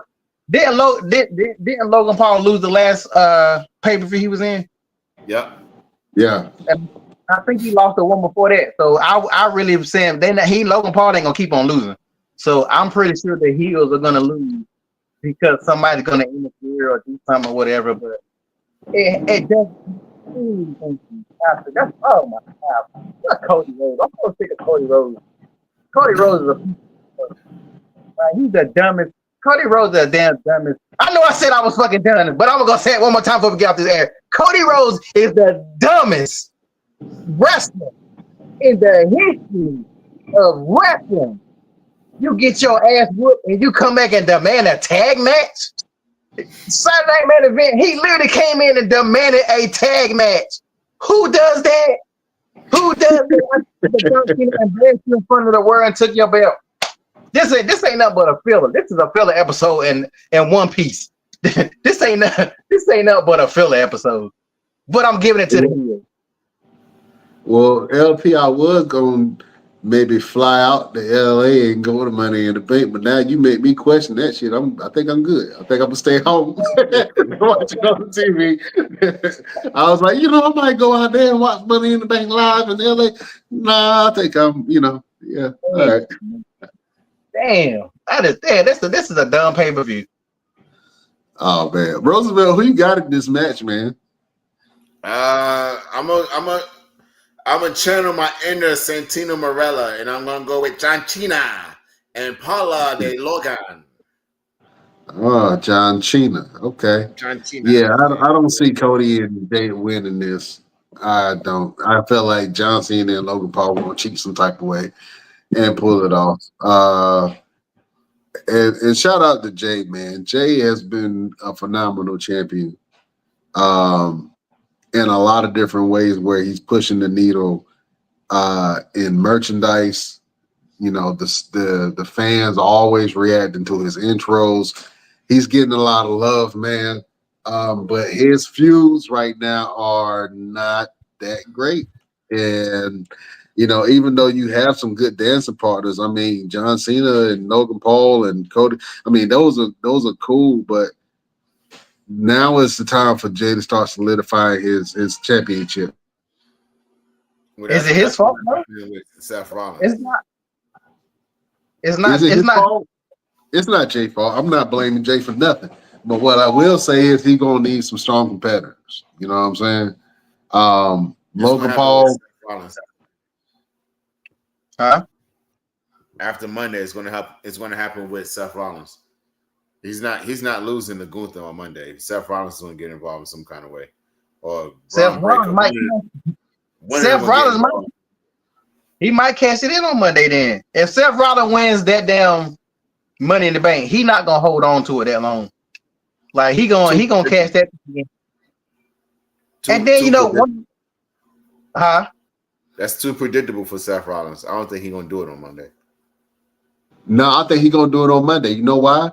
Because I keep telling y'all, every time they come here to Phoenix, it's always a big surprise that pop off. So I don't see Jey Uso just beating Gunther clean. LP might be right. I think Seth Rollins is going to win the belt. I think he's going to come here to Phoenix. He's going to cash it in, and it's going to be another steal of the century. Yeah, you got to think about how I see that playing out. Because how else you going to get Paul Heyman ain't going to sit there and let Jey Uso have a year-long run where he's trying to build this monster faction over here. Are you stupid? No, that's not going to happen. That's not going to happen. Paul ain't sitting waiting for nobody. And so since he aligned himself with Seth Rollins and Bronson Reed and Braun Breaker, I absolutely believe that Seth Rollins is going to win. Looking at the landscape, I mean, it's going to be a great match. I think a lot of people sleeping on it. But it's going to be a great match. And I think that Seth Rollins is going to win. He's going to cash in at the end of that match. I add a little bit of spice to the surprise. Sammy is going to cause him to lose. Jay? I'm not saying Sammy going to join Seth's group, but Sammy, the writing's on the wall. Sammy, that little speech he gave, how Seth can't look. Get out of here with that bullshit. Sammy is gonna cause Jay to lose that belt, and I think he's gonna either turn and join that group. Cause remember they're supposed to be adding one more person. It's gonna be Sammy. I might be wrong. We'll see. But to be honest, this pay-per-view is pointless. This pay-per-view is to set up that Monday. They need something big on Netflix. They need something, and Jay gonna fight Gunther. Even if Jay win, he gonna be about dead. if Seth Rollins wins that Money in the Bank, you better. I put the money in the bank on Monday that he gonna cash it in. If not same night, but you can't. You know he can't cash it in the same night. So wait a minute, can he cash it in the same night though? Yeah. Even if he can still cash it in. You can't if the champion ain't there. Jay Uso the. Hold on. Jay Uso. Hold on. He could. During the tag match, after the match is over, if they just so happen to get Jay alone, you gotta get Cody out of there. If they get Jay alone, they can absolutely cash it in on Jay. Out of there too. You got to get Cena out of there too. You got to get Cena out of there too. Cena's a heel. He already got the belt. He don't got no business with them. Yeah, but he's on this. He on this thing about ruining wrestling. And if he really wants to do the whole thing where he talking about putting it on Logan Paul, he gonna stop that. Hey, but you want to talk about ruining wrestling? He gonna take it out of Jay's hand. Jay, how popular is Jay right now? He ruining wrestling by taking it out of Jay's hand. By taking it out of Jay's hands. Yeah, but you still have a good deal with Seth Rollins. I don't know. I'm gonna LP on this one. You on the island by yourself, Jack. I think that they might isolate Jay that night, cashing in that night. But on Monday night, business wise, it makes more sense to cash it in on Monday during the Jay Uso and Gunther fight. But I'm not ruling it out that if Seth Rollins wins the Money in the Bank contract, that night during the main event, he might try to cash it in on Jay Uso. Or John Cena. John Cena what? He can cash it in on John Cena too. That would be a shock. Wow, nobody would see that coming. Nobody would see that coming right there. He could cash it in. If Jay Uso hit him with a super kick, he could come in and absolutely. But the thing is, they would be switching brands, but not really. Well, not really because the rosters. Well, people are still signing to SmackDown and Raw. Yeah, they're not mixing anywhere more right now. But that could happen. But I don't see it happening. But it could happen. How many more appearances does John Cena have left? To the end of the year, so maybe 10. No, that he said that he would do.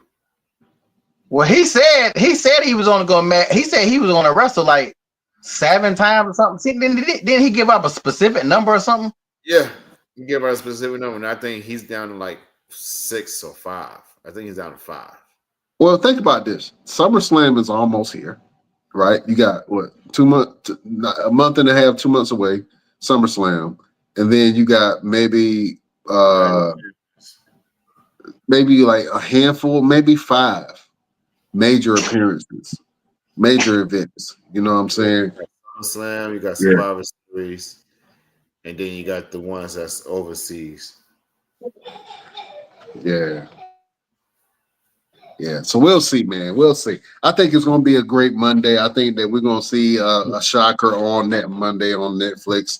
And I think that this weekend, the event is going to be great, man. So y'all go check it out and let me know what you think, who you got your monies on. Absolutely. And he got some technical difficulties in the background. We can't hear nothing you're saying right now. You talking just to be talking, brother. We don't hear nothing. My bad. Can you hear me now? Yeah, I hear you now. Okay, all right, cool. All right. I thought you were talking about LP, man. His lights was flickering and everything. I was that boy done had a train roll through his house about 5 times. He did. Woo. All right, man. It's been a great show, fellas. I know we had some other things that we wanted to talk about, but we're running against time, man. We got to do this, and since you ain't been on the show, LP, we got to go ahead and you gonna be first to give the final word, man. So we love to give a little bit of motivation on each show. So LPZ, the Don, do you have a final word for the beautiful people? Oh man, I guess I gotta say this. Remember that whether you half black or full black, you're still black. So don't be like The Rock, and always look out for your people. That's my word. That is a controversial final word from your boy, the villain of the Best Damn Wrestling Podcast, the Don LP. Roosevelt, do you have a final word for the beautiful people? Yeah, man. See people for who they are, not who you want them to be. You know what I'm saying? It's too many times we want someone to be somebody or be doing something, or we want to see ourselves in them. So sometimes you just got to sit back and say, you know what, you are who you are, and either I'm going to accept it or I'm going to move on away from it. So see people for who they are, not who you want them to be. That's the final word from your boy, Roosevelt, the fighter. Absolutely. Love that. Beautiful people, if I'm going to leave you with the final word. I was watching this clip of David Banner, and he was talking about how he was having some issues sleeping, right? And so he hit up another fellow rapper, Method Man. He's like, Method Man, hey man, I'm having some trouble sleeping. And Method Man was like, I was having that same issue. You know what I started doing? I started going to the gym and working out. And he was like, by doing that, even if I don't go in and work out, just me being there is rewiring, my habits and everything. But he said something that was very profound that somebody told him. And that was, you know what the heaviest thing in the gym is? Let me ask you that, Roosevelt. Do you know what the heaviest thing in the gym is? Your desire. No, the door. The door is the heaviest thing in the gym. But I'm gonna go as far as say that your mind is the heaviest thing in the gym when you're working out, because sometimes you have to get over what's in here and get out into the world. And part of getting out of here is doing things physically. And sometimes you could be frustrated with something, or you have a lot of things on your mind, but when you step in that gym, all of that kind of goes away, especially when you start lifting that heavy weight. You know what I'm saying? And the weight reminds you that you're as strong as you are. You're not always as strong as you think you are. You know what I'm saying? So it gives you a little bit of reality. It gives you that dopamine rush that you need to be able to, think clearly and also feel good about yourself. But just go ahead and lift the heavy things. Go ahead and take on your mind and let your physical body do the heavy lifting. Go ahead and open that front door to the gym, or if you have a gym in your house like I do, you got to open that door to get in that gym and work out. You know what I'm saying? So go ahead and lift heavy. You know what I'm saying? Because that's where the change is on the other side of that. And you're going to thank yourself, and your body will thank yourself for that too. So I'm just saying that to say this. I'm talking to myself. Get your ass in the gym. Get your ass. Yeah, lift that heavy door, and lift that heavy mind of yours. You know what I'm saying? That is a final, yeah, that heavy head. That is a final word from your boy, Brian Renegade. All right, real quick, LP, what you got going on? Where can the people find you? You can find me on my Instagram as always for everything. One Click Photography Shoots with an S. Photo shoots, working on upcoming events possibly. So right now I'm back in the studio just doing photos. So check me out on that end. Absolutely. LP, you know, we got to do a photo shoot interview, man, with some of these wrestlers, man, where you sit down and you do the photo shoot with them, and you know, especially if it's a female, they get their makeup done, you can ask some questions. I think that'll be a really cool segment to do. Oh You know yeah, what I'm that'll saying? be Interview with LP during the photo shoot. Yeah. that'll be good. It's Let's in get the Jay works, damn it. We got it. Who let's get you Jay want? I said let's get Jay Cargill signed up.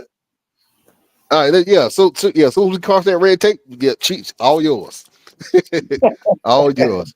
I'll have a fresh bottle of baby oil for you. You know what I'm saying?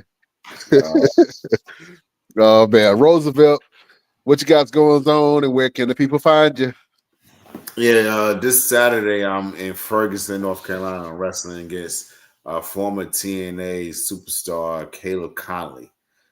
So it's a match I've been wanting for a very long time, but this time I'm not trying to prove myself. I'm just going to go in and show them that I'm the proof. I'm the truth. I'm the man that likes to fight. Next week I will be in Raleigh, North Carolina for Gouge Pro Wrestling.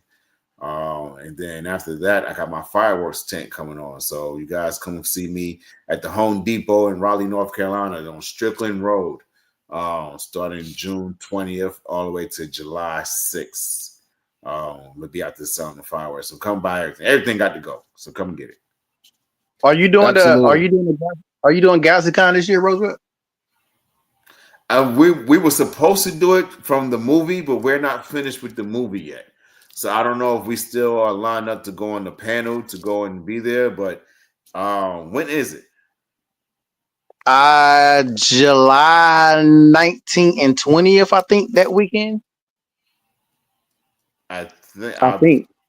we'll be done with the movie. So I want to say, yeah, I will be at GalaxyCon. Okay. You going or you gonna be wrestling? I know they do the wrestling events. I will be on the panel. Oh, okay. Oh, cool.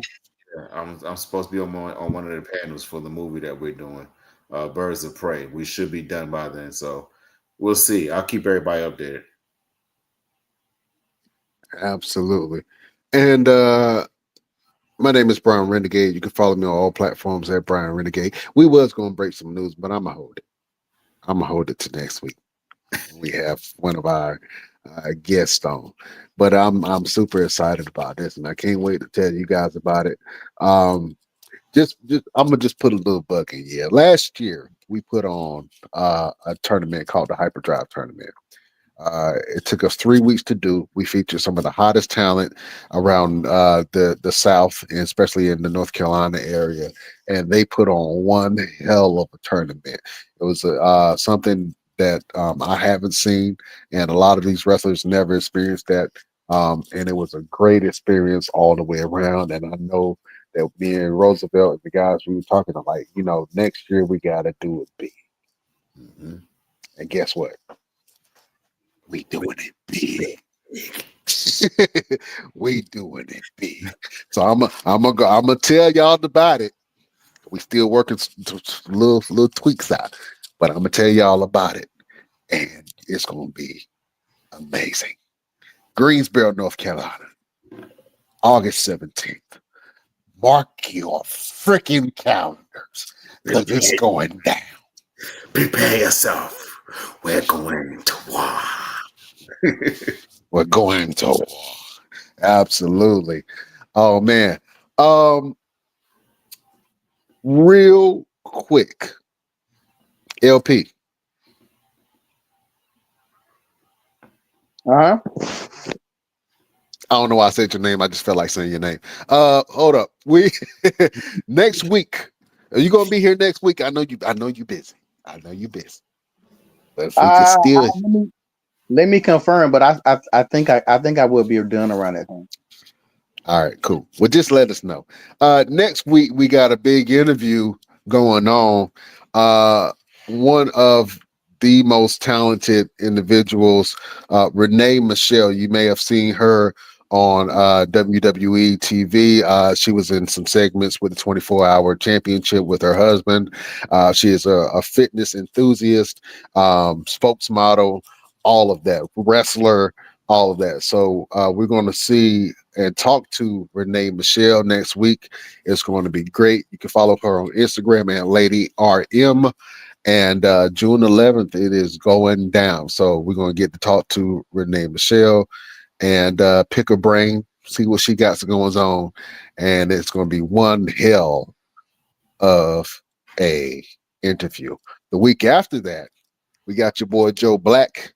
I'll see if I can find the graphic for it. But your boy Joe Black, real quick, Roosevelt, tell the people about Joe Black. Oh man, if you know me, you've heard me say 1,000 times that I'm like a real life Goku, and Joe Black would be the Vegeta to my Goku.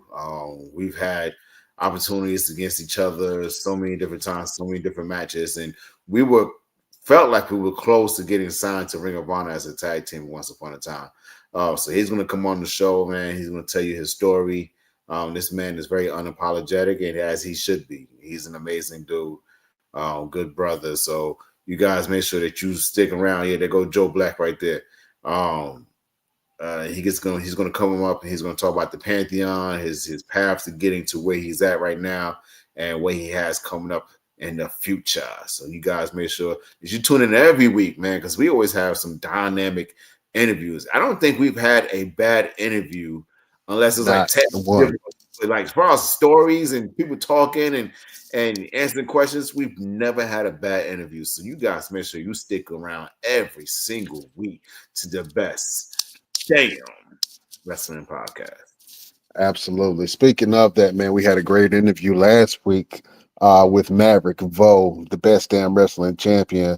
He is right now the Hyper Drive champion, and he wrestles in a lot of the promotions that and repping our belt like he should. I'm proud of that boy. He be repping that belt, boy. You hear me?